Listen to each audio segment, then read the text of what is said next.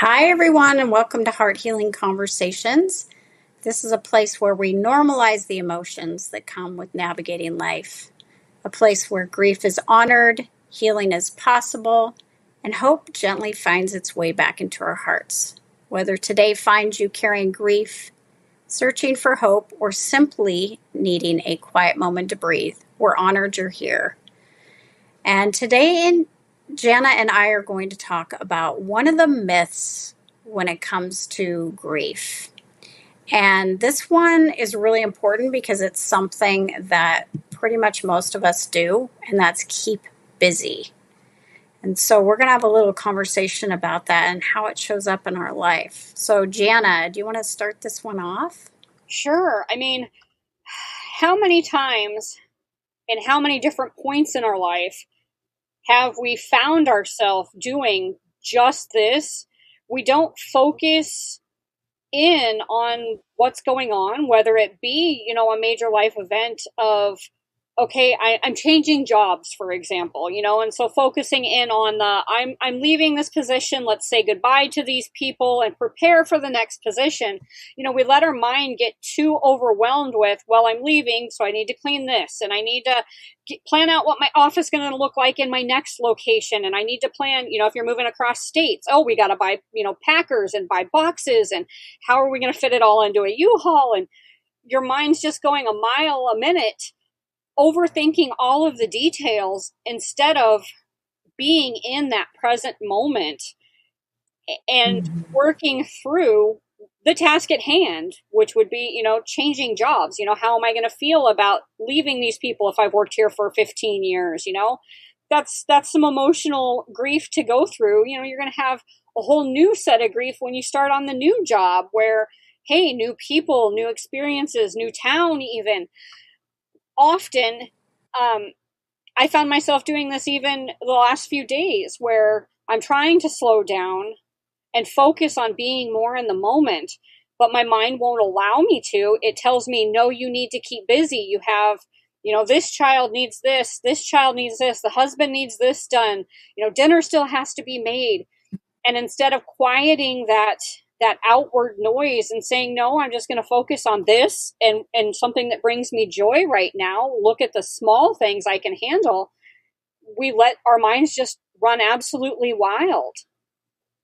Mm-hmm. Yeah, I agree. And so many of us were taught early on in life is that, when something comes up, maybe that causes us pain or that we don't like, well, just keep moving forward, keep Yep. busy, and you'll feel better. But the problem is we don't feel better because we don't give ourselves time to process whatever feelings, emotions are coming up because we exhaust ourselves. It's like people who work all day long. They go to the gym in the morning, the gym in the evening, and they come home, they eat dinner, and then they just go to bed.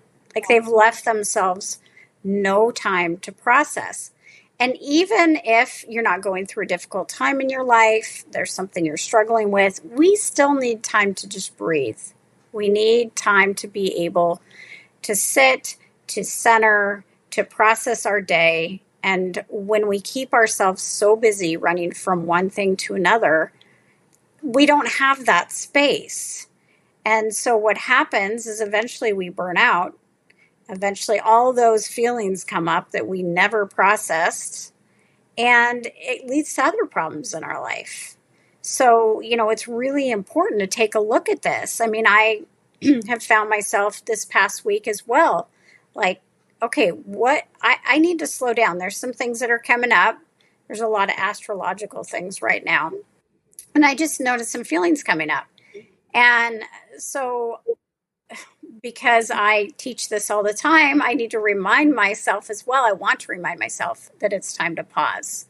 And so I made a conscious choice this week that when I get up, I'm going to go for a walk or spend 30 minutes drinking my tea or snuggling with my dog, whatever, before I get on my phone. Because what happens when we get on our phones? We are thinking about hundreds of things. Oh, look at this post. Look at this email. Oh, I need to deal with this. And we distract from what we need as individuals. And so I'm really trying to be more mindful this week about that and develop a new practice because, I fall into this as easy as anybody else, keeping busy. But what am I avoiding when I'm keeping busy? Oh, That's what we need to ask ourselves. absolutely. That's a great question. I have seen this multiple times with many clients, actually. That's the number one thing they say is, but I can't deal with the silence. I can't slow down. Mm-hmm. I can't stop because then I'm in my own head and I'm overthinking, what's wrong with me? How many things have I done wrong? Or, just all of the emotions that I'm not ready to deal with. And it's so Mm-hmm. important to have that downtime and befriend ourselves in those times so that we aren't scared to be in the silence. It's a hard place to get to where you can befriend yourself and talk yourself down out of a lot of those feelings. But I think it Right. does kind of go to prioritizing what is most important to you as a person.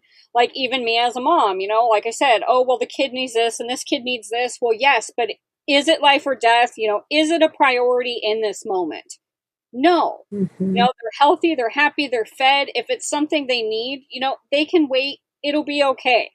I can prioritize that, mom needs 5 minutes to sit down and drink a cup of tea or something just to get my head back into the, what? We're here, we're healthy, we're happy, we're safe. All is good in this moment. And sometimes, Mm-hmm. well, most of the time, we don't allow ourselves that. It's like we're pushed in the world that we live in to keep going at Mm-hmm. 90 miles an hour when our bodies are telling us otherwise. I mean, this is why so many people are struggling with illnesses too, is our nervous systems are just tired of being on edge all the time. We got to find some Mm-hmm. sort of a relief. We can't just keep doing, doing, Mm-hmm. doing. Yeah, I agree. So yesterday I had a gift card somebody had given me for Mother's Day to a spa. So I decided to treat myself and go get a facial. And I picked up this little book that was in the lobby and I read a passage about rest. And it was talking about animals. When animals are wounded in any way, they rest. They lay in silence and they allow themselves to heal.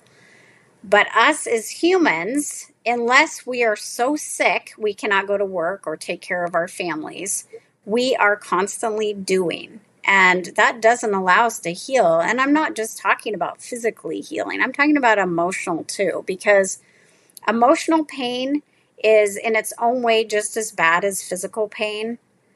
We need to allow ourselves to go through a process to navigate our emotions, navigate our emotional pain, and let it heal. Because we can't just keep doing, and expect to feel better. We need to be quiet, be in silence, be emotionally honest, and, accept that that's okay. Know that that is a normal phase of life, is to go through these situations and allow ourselves that space. But most of us don't. It's like we fill every second of the day, and then we find ourselves asking, why is my schedule so busy? Why can't I just breathe? Well, it's because we haven't created that room in our schedule to honor our own needs. We've put everybody and everything ahead of ourselves. Yeah. Unfortunately, too, I mean, I know I've had, again, several clients where it becomes so ingrained in us that even if we are sick or our kids are sick, for example, we're not supposed to miss work. Like, I don't care. Are you dying? Do you have a fever? Get in here. Your kid's sick? Well, leave them with somebody else. Find somebody that'll take care of them. Get in here. Right. So everybody is fighting against us to take time for ourselves. And then on a personal level, it's like, okay, well, but if I miss this day of work, what bills aren't going to get paid? I'm not going to have the income. There's just such a downward spiral. It is so hard to get your brain into, well, what is a priority? It will be okay. I've made it through this hard stuff before. what is important today? My health. Ultimately, it always is coming down to, am I alive and well today? Because especially in grieving instances, I've talked with many people, that have lost loved ones, and that's one of the hardest things that they have to deal with is all the, well, I should have done this differently. I should have taken the extra time to care for myself, and then maybe I wouldn't be so sick today. Or, had I Mhm. spent the time with grandma before she died, I wouldn't feel so bad like she left thinking I don't love her.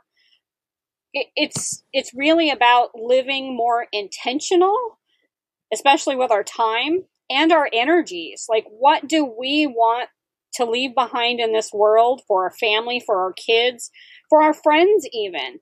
We want them to, value us and our time and not so much what we got accomplished. I mean, we should be able to love each other and spend time together without being rushed. Like you said, our phones here, everybody gets together and tries to have a conversation or sit around a bonfire. And what's everybody doing? They're sitting on their phones. I think we need to get Mhm. more active in, or intentional, like I said, about putting it down, walking away, and breathing. It's okay to be in Mhm. the moment. It's okay to be without 500 people waiting for you and your needs. Like, what is truly important? Mhm. You are. Stop rushing, stop hurrying, take 5 minutes to breathe. Mhm. Yeah, I agree. And I think that many people believe that if they take the time to pause or they need that time, that that's a weakness. It When in is. truth, it takes more strength to stop and pause and create space for you than it does to keep busy. Yeah. It's exhausting to keep busy, but by keeping busy, we're ignoring a lot of things inside of us, in our heart that maybe we need to process. We need to feel, because if we don't feel, we're not going to heal. Yep. And it's time that we all give ourselves that permission, because nobody else is going to give it to us. Like, someone can say, well, you need to take time for yourself, but we also have to be willing to do that. We have to Yes. be willing to set other things aside. And we have to be willing to set boundaries and let other people down, because we're often the ones that are like that lighthouse, shining light for everyone and everything, but forgetting ourselves. I love to ask people, so on your list of people that you love, where are you? And most people are like, well, I don't put myself on that list. And I ask, well, why don't you? Because do you understand that you're the most important person in your life? If you don't care for yourself, how can you be there for anybody else? Mm-hmm. If you are no longer here on this earth, imagine how many lives are going to be affected. Mm-hmm. But I don't think we look at ourselves like that. We don't put ourselves in that number one place. I mean, I teach this, and it's still hard for me sometimes to think, okay, I just need to rest today. I'm really tired, or I need to allow myself to feel today. I need to put off some other things. They're not a priority. I can wait till tomorrow. It's not easy. So I'm definitely not saying to anyone that, I want you to feel bad because you keep busy all the time, or you're having a hard time looking at yourself as a priority, because this is how we've been taught in society, is to put ourselves last. Mm-hmm. We've been taught that self-care is selfish, and Yep. it's not, because if we're going to be able to care for those we love, we have to put ourselves first. We can't pour from an empty cup. Yeah, and I think it's also important, if we learn the ability to slow down and take care of ourselves, again, what are we helping to teach other people? We're showing everybody else Exactly. it's also okay to slow down. Like, hey, let's go have a cup of tea, no phones, just sit and hold a conversation. Like, we don't have any of Mm-hmm. that anymore. And so, especially passing that on to our kids so that they understand that they don't have to be on a device all the time, someone telling them, what to do, how to do it. Like, it's so important to take that time and just be. I think a lot of people also don't take time for things that they used to find joy in, even back in childhood. We think about, what did we used to do? We used to, not even necessarily call a friend. We just go over and knock on the door. Hey, let's go out and play. And take some time and go enjoy company of somebody else and play. It's okay for us to get out and play. We do need sunshine. We do need fresh air. We need to hear the trees and the birds and make ourselves feel like we have some other purpose here other than just working ourselves to death. Mm-hmm. Yeah, I agree. It's just really important to, sit back and think. If you're feeling overwhelmed, what is going on? Why are you keeping yourself so busy? I understand there's times in our lives where there's a crisis going on. We have a lot of events, and that makes it really difficult to take time for ourselves. But we can always find a few minutes. We can find 15 minutes, 30 minutes, whatever, even in the craziest of times. I always remind people of that. And so why are we not? What are we avoiding? We're avoiding ourselves. We're avoiding our emotions.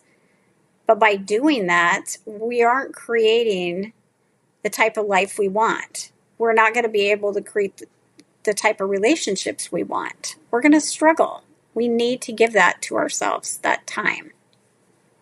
I think another one of those words of wisdom that I like to share is, when you're feeling that overwhelmed, overworked, like the calendar's completely full, remember who holds the calendar, who puts the things on your calendar. You make the choices to make your life that crazy busy.